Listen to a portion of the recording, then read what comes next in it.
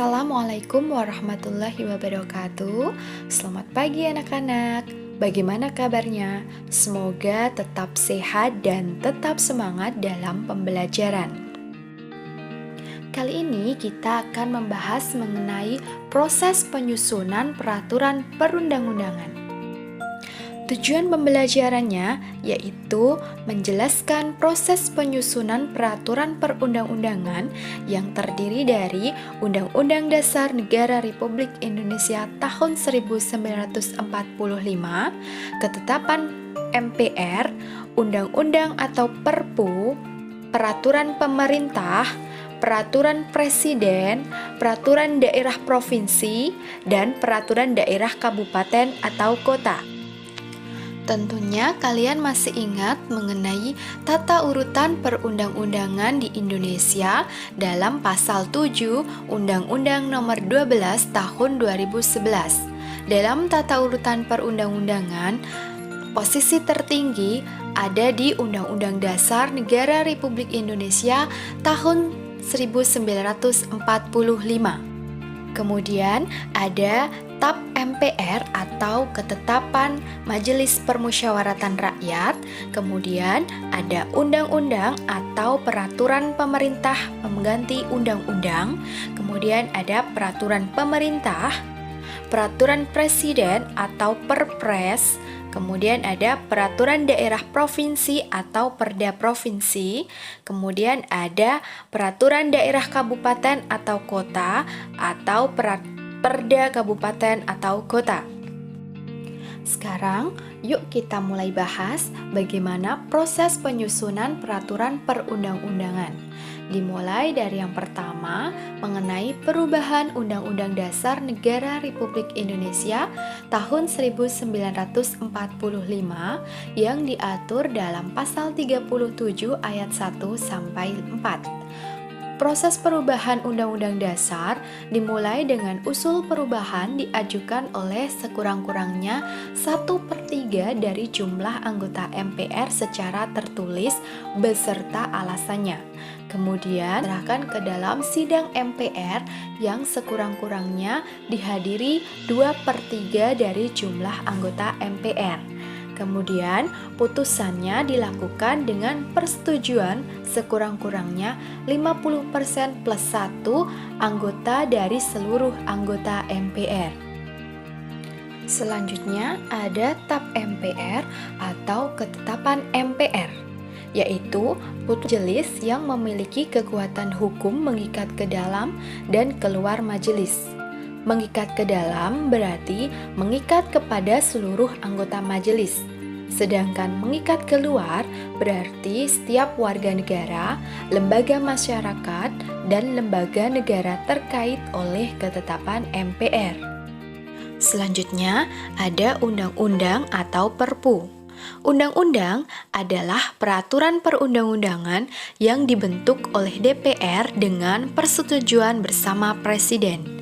Sedangkan peraturan pemerintah pengganti undang-undang atau Perpu adalah peraturan yang ditetapkan oleh Presiden dalam hal ihwal kegentingan yang memaksa. Rancangan undang-undang dapat diusulkan oleh DPR atau Presiden.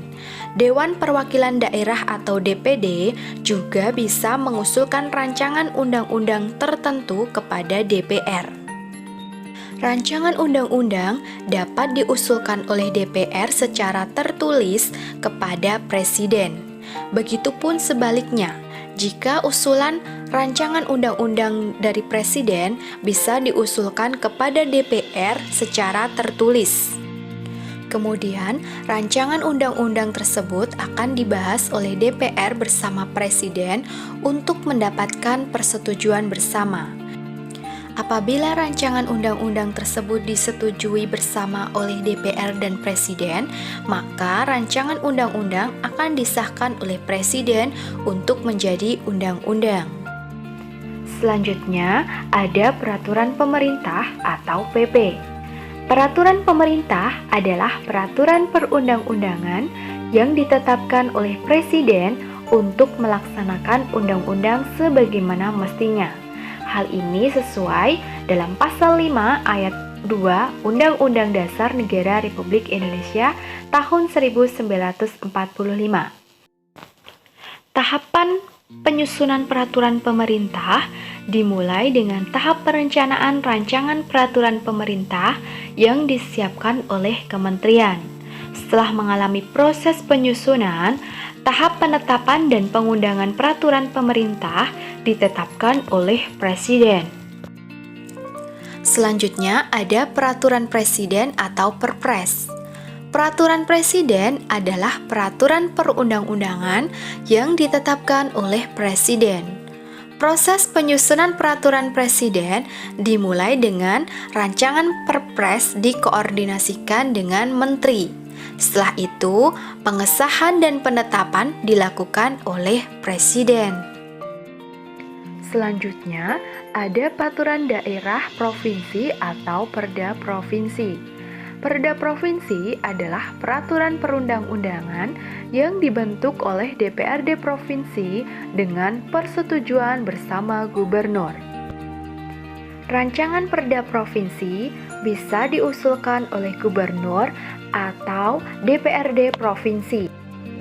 Proses penyusunan peraturan daerah provinsi dimulai dengan Gubernur mengajukan rancangan Perda Provinsi secara tertulis kepada DPRD Provinsi, atau bisa juga DPRD Provinsi mengajukan rancangan secara tertulis peraturan daerah provinsi kepada Gubernur.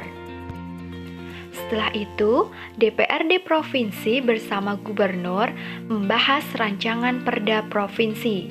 Kemudian, apabila memperoleh persetujuan bersama, rancangan perda disahkan oleh Gubernur menjadi Perda Provinsi. Selanjutnya, ada peraturan daerah kabupaten atau Perda Kabupaten. Peraturan daerah kabupaten adalah peraturan perundang-undangan yang dibentuk oleh DPRD Kabupaten dengan persetujuan bersama Bupati. Rancangan peraturan daerah kabupaten bisa diusulkan oleh Bupati maupun DPRD Kabupaten. Proses penyusunan peraturan daerah kabupaten dimulai dengan Bupati mengajukan rancangan Perda Kabupaten secara tertulis kepada DPRD Kabupaten. Begitupun sebaliknya, apabila rancangan diusulkan oleh DPRD Kabupaten, maka rancangan secara tertulis akan diajukan kepada Bupati. Selanjutnya, DPRD Kabupaten bersama Bupati akan membahas rancangan Perda Kabupaten. Apabila memperoleh persetujuan bersama, rancangan perda disahkan oleh Bupati menjadi Perda Kabupaten. Selanjutnya, ada peraturan daerah kota atau Perda Kota. Peraturan daerah kota merupakan peraturan perundang-undangan yang dibentuk oleh DPRD Kota dengan persetujuan bersama Wali Kota. Rancangan peraturan daerah kota bisa diusulkan oleh Wali Kota maupun DPRD Kota. Tahapan penyusunan peraturan daerah kota dimulai dengan Wali Kota mengajukan rancangan Perda Kota secara tertulis kepada DPRD Kota.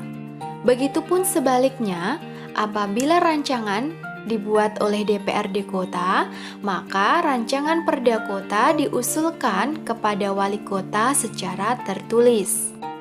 Selanjutnya, DPRD Kota bersama Wali Kota membahas secara bersama rancangan peraturan daerah kota.